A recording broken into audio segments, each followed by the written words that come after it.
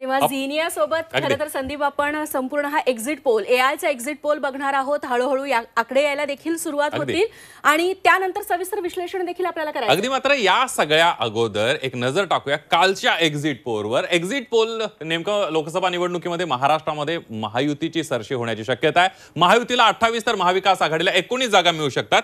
या सगळ्याची आढावा आपण घेणार आहोत. मात्र न्यूजरूम मध्ये आपला सहकारी श्रीकांत घुले आहे. न्यूजरूमचं काय वातावरण आहे, कारण कालचे एक्झिट पोल बघितले आता झीचा एक्झिट पोलचे आकडे आपण थोड्याच वेळामध्ये जाणार आहोत. आपण जाऊयात श्रीकांतकडे. श्रीकांत, एकंदरीत न्यूजरूमचा माहोल कसा आहे, कारण झीचा जो आता एक्झिट पोल आहे तो आपण लोकांपर्यंत पोहोचवणार आहोत. कालचा एक्झिट पोल झाला, 2 दिवसांमध्ये निकाल येणार आहेत.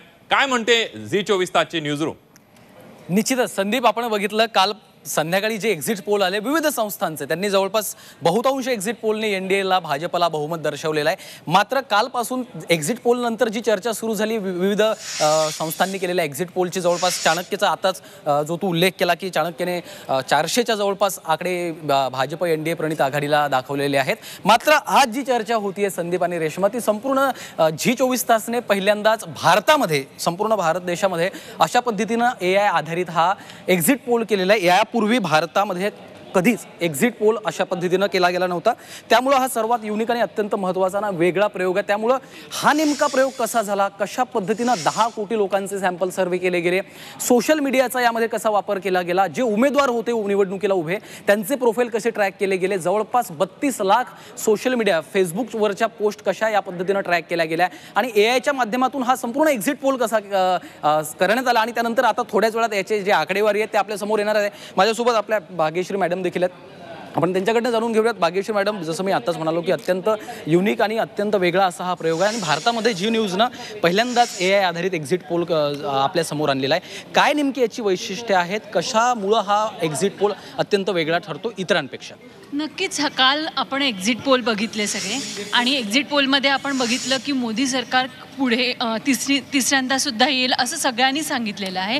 आता आपला एक्झिट पोल जो एआयने केलेला आहे तो काय असू शकतो, कारण की हा थोड्या लोकांमधनं नाही, 10 कोटी म्हणजे खूप मोठी संख्या होते आणि ह्याच्यासाठी खूप अभ्यास केला गेलेला आहे आणि त्याच्यातनं हा संपूर्ण पोल आपला एक्झिट पोल आहे तो येणार आहे. आणि हा पहिल्यांदा एआय थ्रू हा एक्झिट पोल येतो आहे आणि आत्तापर्यंतच्या पूर्ण मीडियामध्ये हा पहिल्यांदा असा आपला प्रयोग आहे जो असं म्हणता येईल की योग्य आहे आणि त्याच्यातनं जो येईल, जो एक्झिट पोल येईल हा नक्कीच बरोबर असेल असं म्हणायला काही आपण वावगं ठरणार नाही. आणि निश्चितच आणि पुढच्या काही क्षणामध्ये खरं तर त्याच्या संदर्भातली आकडेवारी देखील संदीप आपल्यापर्यंत पोहोचणार आहे. ज्या पद्धतीनं आपण एक मुद्दा बघितला की जगामध्ये यापूर्वी 5 देशांमध्ये अशा पद्धतीनं एआयच्या माध्यमातून एक्झिट पोल घेतले गेले होते. 2016 आणि 2020च्या US प्रेसिडेन्शियल इलेक्शनमध्ये एआयचा वापर एक्झिट पोलसाठी केला गेला होता आणि त्याचा जर आपण रिझल्ट बघितला तर जवळपास 80% जी आकडेवारी आहे ती तंतोतंत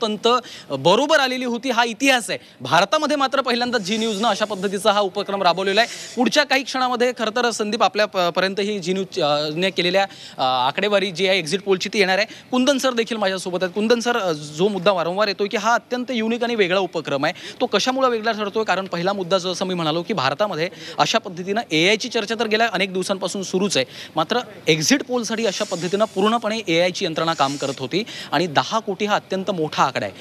काय वाटतं? श्रीकांत बोललास ते बरोबर आहे, कारण हा खरोखर वैशिष्ट्यपूर्ण प्रयोग म्हणावा लागेल. एआय हा प्रयोग जो केला गेलेला आहे हा नवीन टेक्नॉलॉजी आणि नवीन काळाशी सुसंगत पुढचं भविष्य जे आहे ते यातून मांडलं गेलेलं आहे. यातून दिसणार आहे नवी दिशा आहे, नवी दिशा आणि नवं तंत्रज्ञान कशा प्रकारे आपल्याला वापरता येतं आहे, कसा त्याचा वापर केला जाणार आहे हे यातून दिसतं आहे. खरोखरच कौतुकास्पद आहे. विशेष म्हणजे अमेरिकेमध्ये हा प्रयोग झाला, इतर देशांमध्ये झाला, आपल्या देशात आता होत आहे. कौतुकास्पद बाब ही की झी मीडिया, झी न्यूज याने हा सर्वात पहिला प्रयोग राबवलेला आहे. खरोखर कौतुकास्पद आहे आणि ही पुढची दिशा जे ठरवणार आहे, नवं तंत्रज्ञान कशा प्रकारे वापरता येईल हे यातून दिसतं आहे. हे सगळ्यात महत्त्वपूर्ण आहे आणि याचा एकंदर लोकसभेची निवडणूक देशभरामध्ये एवढ्या जागा त्याबरोबर ही राबवलेली यंत्रणा आणि याचा केलेला वापर हे सगळ्यात महत्त्वाचं आहे. ते आपल्याला इथे अधोरेखित होत आहे. निश्चितच, आणि हा अत्यंत महत्त्वाचा मुद्दा आहे. संदीप, आपण जर बघितलं असेल तर 10 कोटी सॅम्पल सर्व्हेचा वारंवार या ठिकाणी उल्लेख होतो. तो याचसाठी होतोय की अशा पद्धतीनं खरंच भारतासारख्या एआयचा एक्झिट पोल जो झी नेटवर्कचा आहे तो अतिशय युनिक अशा प्रकारचा आहे. सॅम्पल साईज अतिशय महत्वाची आहे आणि आतापर्यंतचा देशातला पहिला प्रयोग आहे. या सगळ्याविषयी आपण जाणून घेणार आहोत. आकडेवारी सुद्धा आपण जाणून घेणार आहोत थोड्याच वेळामध्ये. आणि याबद्दल चर्चा करण्यासाठी मान्यवर पाहुणे सुद्धा आपल्या सोबत आहेत. राजकीय विश्लेषक नानिवडेकर मॅडम सुद्धा आपल्या सोबत स्टुडिओमध्ये आहेत. त्यांच्या सोबत आपल्या या सगळ्या एआयच्या एक्झिट पोलचे आपण डिस्कशन करणार आहोत. त्यासोबत प्रशांत कदम सुद्धा आपल्या सोबत आहेत, राजकीय विश्लेषक, आणि राहुल चंदावरकर सुद्धा थोड्याच वेळामध्ये आपल्या सोबत जोडले जाणार आहेत. आणि या सगळी चर्चा आपण करणार आहोत.